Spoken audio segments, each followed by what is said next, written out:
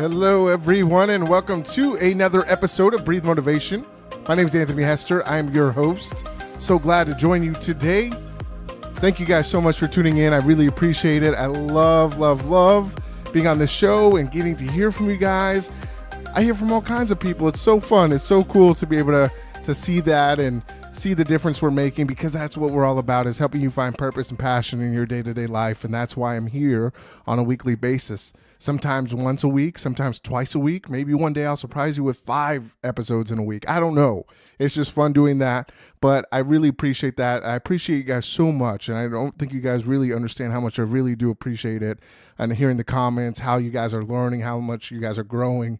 I love it. It's so good to have positivity out in the world. And that's what I really work for and I strive for with everybody. I love the positive things in life. And it's so great to see that we can make a difference together. So greatly appreciate that to all you new listeners and, listeners from the beginning and anybody that started in the middle. So great to know that. And thank you guys so much for sharing with your friends and family. That's the biggest compliment I can have. And I know you guys all say that you guys share that. So I greatly appreciate it. This show cannot be a show without you. So thank you guys so much. I know hopefully that never gets tired. You guys ever get tired of hearing that, but I greatly appreciate you guys. So I'm going to break some rules today. Is that okay?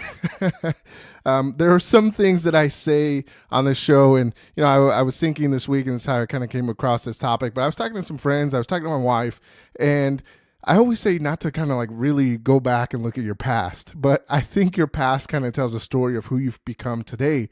So a lot of people ask me about some stories, and they'd like to hear some stories about just some of the scenarios that I've been in, some of the things I've gone through in life. So I wanted to share some of those things with this. And what a perfect topic to share is, with this definition for today, it's pride. So it's a high or inordinate opinion of one's own dignity, importance, merit, or superiority, whether as cherished in the mind or as displayed in bearing, conduct, etc. So I'll tell you, as I was thinking about this topic and as I look at this, I used to be so proud. I used to be so prideful in me and, what I was about and my message and all of these things. And, it really got in the way. And it was very interesting when I had these conversations, and these conversations come up all the time. And what I think about, with people and friends and, whatever that looks like, I have all these great conversations with people, and I greatly appreciate them because they inspire these episodes. But it was interesting to see, how much pride got in the way of me finding success. And I look back, and a lot of the times what they say is, a fall of pride is going to, it's kind of like a fall is going to come before or after pride. I think that's what it is, right? I can't even get it right. So the fall always comes with your pride. And I looked back, and I think I've told you guys this. I used to do door-to-door sales, and it was the worst decision I've ever made in my life. I did 11 months of door-to-door sales, made about $10,000. I worked my butt off 6 days a week, and at first it was tough because I'd never been in a real kind of hardcore sales environment, right? I was selling, a television service, TV, internet, and phone, and it was very tough job. And I'd never had a full-on sales job. I'd worked at, some other companies that were, kind of soft sales. People were coming in for the sales and things like that, but I'd never fully ever embraced doing a hardcore sales job.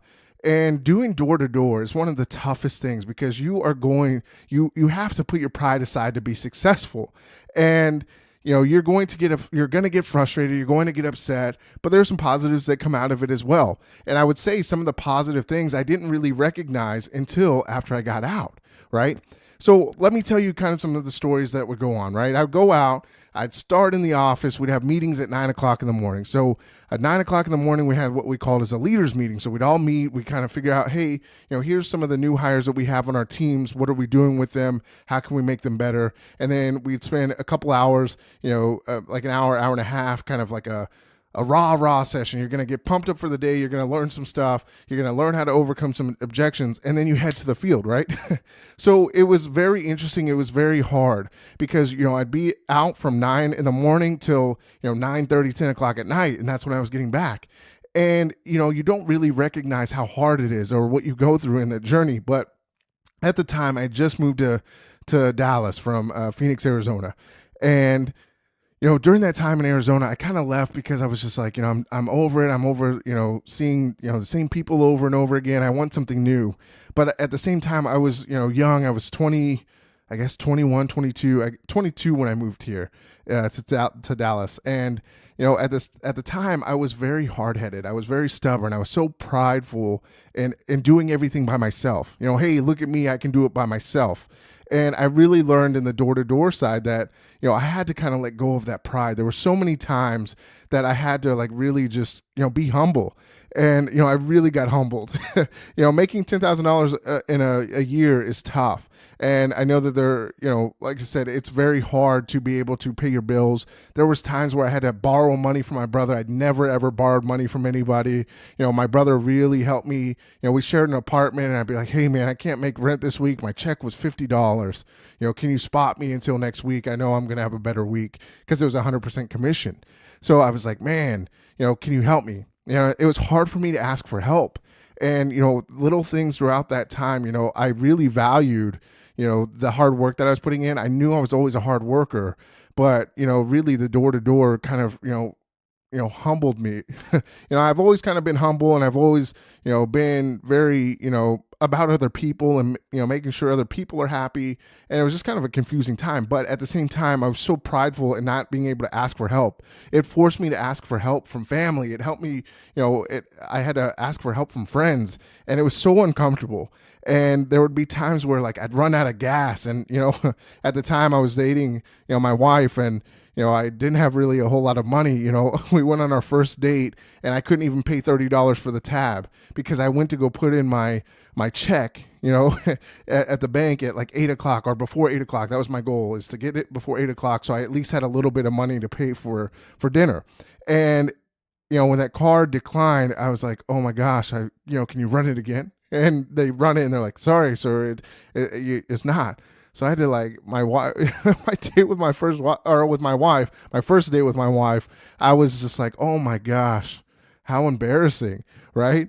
And I felt so uncomfortable, but it kind of, creates this. There would be times where we had what was it? We called team night, and we'd go out to restaurants, and, people were like, oh, hey, you're going to eat? And I'm like, no, I'm not. I couldn't afford a cheeseburger, right? It was interesting to see, but people were like, oh no, I can get it. And I would say, no, I'm hungry, but I wouldn't even tell them I'm hungry. I was like, no, I already ate, I'm full. And it was so hard for me to tell people, well, hey man, I just don't have any money, and I was so prideful in that and trying to, really do that. But what it came down to was it helped me to learn and grow to get better for who I am today. And it really created a better work ethic. It really created this excitement within myself to know that, hey, I can push beyond what my limits are. I learned that some in football because, my senior year, I was going to quit football, and I decided, hey, you know what? I'm going to go run a mountain every day. I'm going to work my butt off. And I had a conversation with my dad, and he told me, hey, you shouldn't quit. You should continue to do it. You're having fun. Continue to do it and continue to push through. Great conversation. I didn't quit. I worked hard. And I worked harder, right? And then when I came to door, it would come down to, instead of quitting, at that last door and saying, you know what, hey, it's 7:45, got to be back at the office at, 8:15, 8:30, I would push through and say, hey, I got to get one more door, right? That one more door. And a lot of times I would say, I couldn't even put a percentage on it, but a lot of times, 80% of the time, if I knocked one more door with the intention of, working hard until the last minute, I would always get a sale because I put my pride aside and said, hey, just push through, just keep doing it. One of the stories, and I'll tell you this story, and, we talked about effort in the last couple of weeks and work ethic, right? Those all come together, but you've got to be humble in this. So it was interesting. I was driving, and it was about 45 minutes away from the office. And at the time I had a car that it didn't have, the gas meter was never right, and it would just go up and it'd say full and it'd go down. So I had to kind of watch how many miles I'd driven. And that day I actually took one of the reps out. It was somebody from another team, but I took her out to be able to show her how to, what right looks like as far as sales and how to work the doors and, how to overcome objections. And, at the time we were knocking the doors. It was 1:30. So we go, I do like a loop. We call it a loop. So we knock like 30, 40 doors and, talk to people. And I talked to some people and I was like, great. They're like, hey, my husband deals with that. Come back later. So I was like, hey, you know what? We finished this loop. Let's go have lunch. Let's go get some water. Let's take some rest. It's during the middle of the summer. So as we're driving in the middle of the street, my car just stops. And I'm like, oh my gosh. And she's like, hey, is everything good? I was like, yeah, I think I'm good. We're good. And she was like, cool, what's going on? I was like, well, I think we're out of gas. And it was so embarrassing because I took a new hire out and I was like showing them, hey, this is how the right way looks like. And me as a leader, I ran out of gas. I wasn't prepared, right? So it was interesting because I learned a couple of different things about this. One, I had to find some way and some alternative to get gas. And at the time, I didn't have, I had car insurance, but I didn't have roadside assistance. So I was like, man, we're trying to think of it. I was like, hey, I ran out of gas. And she's like, you know what? Hey, you know what? I have roadside assistance. I'll call them, say, and we'll work that and we'll get gas and then you can go fill up your gas tank. And I was like, great. So we sat there for 2 hours, right? So I felt bad because, we're sitting in this car. It's hot, outside the car. It's hot. We're pulled on the side of the road, the truck gets there, finally gives us some gas, enough to go fill up. And I was like, man, in my mind, I was like, man, this stinks. Like, I've got to continue to push through. I've got to be able to show her this. And I really wanted to just be like, man, this is the end of the day. This is going to cut my day in half. By the time you got back out there, it's like 6:00. So, went, grabbed a bite to eat real quick, filled up gas. And then we went out there and I was like, you know what? I got to make the best out of this. For us, I've got to be able to show that because at the same time, like if we went out, I always like to split my commissions if I went out with them because there's 100% commission. So I wanted them to see that, hey, at least we're going to make some money. And at the time when you go through that, a lot of us are struggling. I was like, you know what? I gotta, I was at first I was like, man, I gotta give her money, out of my commission, even if I make the sales. And before I would have been like, no, maybe I'll give, 10%. But my goal was to always be, if I gave, 50-50, right? I worked hard. I showed them how to do it. I would, I'd give them 50% because I was like, you know what? I'm always going to close more sales. I don't want them to struggle like I'm struggling, right? So before I probably would have never done that. I was always so worried about paying bills and I was always so concerned about that. But that whole day, I was like, you know what? This day isn't over. I got to focus. I got to work hard. I can make it through this. I can push through the limits and I'm going to have the best day that we can have. Right. So as I got that pride or, as I got that idea in my mind and I got that excitement, we ended up closing like 3 sales and we made like $325, I think was the amount that we made off of those sales. And it was amazing. I pushed the limits on how to be better. And I was able to, really kind of put my pride aside and say, hey, I pushed through it. I was able to get help and I wasn't ashamed of getting help. There was just no way around it. I had to get help and I had to ask for help. And at that point, that was when I realized that it's okay to ask for help. And it's okay to let people know that, hey, you're struggling. But just know that, hey, I'm not going to struggle forever.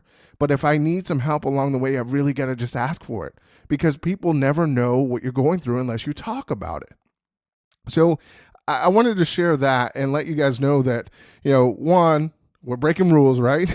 So don't be so prideful, be humble, be willing, if you need help, ask for help, right? That's an important thing in life. If you need help, ask for help, right? You can't do everything alone. When I built this podcast, I was asking everybody for help and just help in little ways. And, hey, I would trade, some information for them. Like, it's just weird how it works. But when it comes down to it, I would ask people, hey, could you review my podcast? I need to get better. I want to get better. And, people would give me their feedback and I would find some way to help them. And we all kind of, molded together and found ways to help each other. And it was great to be able to do that. But I don't think that I would ever be able to create something like this without learning how to put my pride aside and being vulnerable and being able to get in front of people and tell people my story, because I was always so concerned about what everybody thought about. And I was always so worried about, asking for help because it made me look weak. You're not weak if you ask for help. You're not weak if, if you're going out and working your hardest, right? You're working your hardest, you're getting that emotion, you're getting that excitement in life. And sometimes things are going to be hard, but just know that you can make it through it No matter what, you can make it through it. But I would tell you, your pride is going to always get in the way. You're always going to fall if you let pride get in front of your face. And you're always so worried, or you have this amazing thought of who you are, right? You've got to become selfless. And when you become selfless, great things start to happen around you, right? When I start to give great things and great energy to other people without expecting anything back, one, I don't harvest that as resentment, because a lot of people will do that. You start to harvest this resentment because you're helping all these people with wanting something back in return. It's like a silent contract. It's never good to, wrap something around somebody and say, oh, well, hey, 3 years ago, I gave you $20 and never saw anything in return. You never want to do that. You got to be able to cast that aside, be humble, give, when you can give, right? Obviously, don't give away the farm if you don't have it. But there's times where, I'd be willing to, if I have like $10, or I'm not making as much money, but somebody needed some help, I'm willing to do that because I know I'm always going to see the return on it. Whether that's a return in, the feeling of seeing somebody happy and somebody excited, or whatever. I know it's always going to come back, and you guys got to know that it's going to come back, right? So let me leave you with this quote. Being humble means recognizing that we are not on earth to show how important we can become, but to see how much difference we can make in the lives of others. And that's Gordon B. Hinckley. So I hope you guys enjoyed me breaking some rules today. Feel free to look into the past. It can always create something better for you sometimes, right? Don't dwell on the past, but be able to recognize patterns in the past that are going to make you better, and just be the best you can be, right? That's the only thing that you can ask yourself, is to live the best life you can live. So, as always, remember to breathe motivation and exhale success. I will see you next week. Thanks.